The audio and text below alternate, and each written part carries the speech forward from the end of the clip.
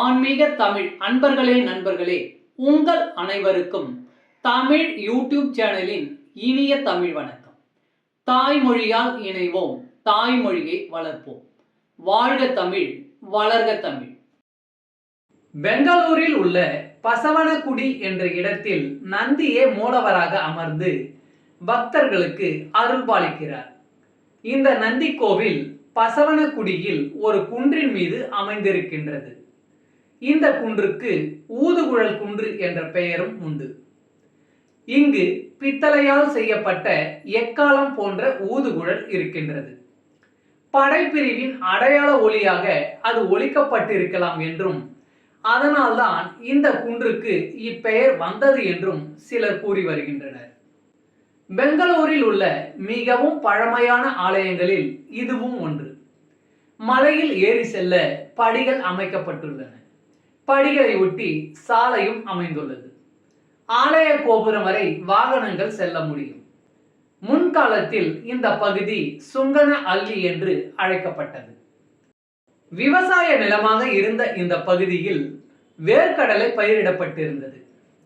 இந்த வேர்க்கடலை செடிகளை மாடு ஒன்று தின்று சேதப்படுத்தி வந்தது.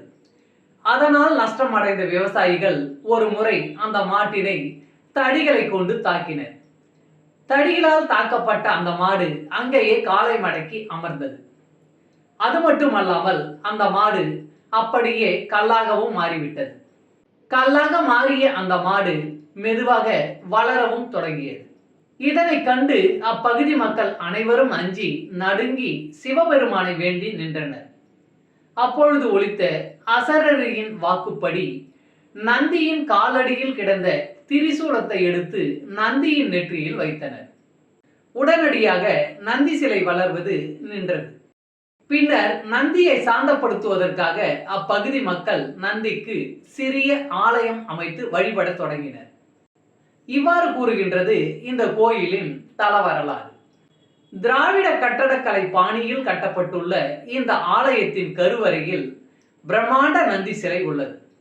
4.5 மீட்டர் உயரமும் 6.5 மீட்டர் நீளமும் கொண்ட ஒரே கல்லில் இந்த சிலை காணப்படுகிறது.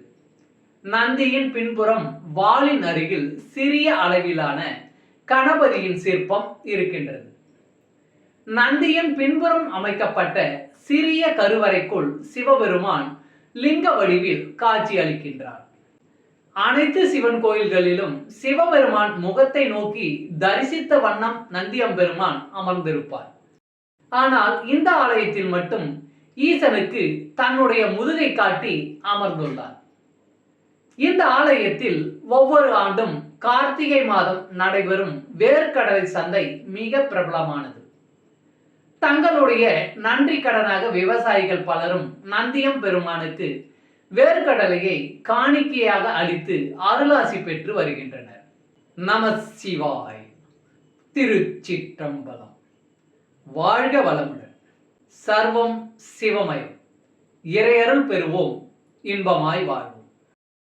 அன்பு ஆன்மீக தமிழ் அன்பர்களே நண்பர்களே, இவ்வீடியோ பதிவினை கேட்டு இன்புற்று ஆதரவு அளித்த அனைத்து தமிழ் உள்ளங்களுக்கும் எங்கள் உள்ளம் கனிந்த நன்றி.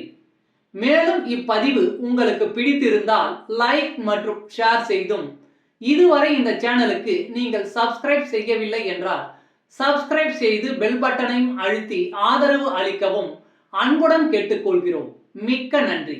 அடுத்த பதிவில் உங்களை விரைவில் சந்திக்கும் வரை உங்களிடமிருந்து விடை பெறுவது தமிழ் யூடியூப் சேனல்.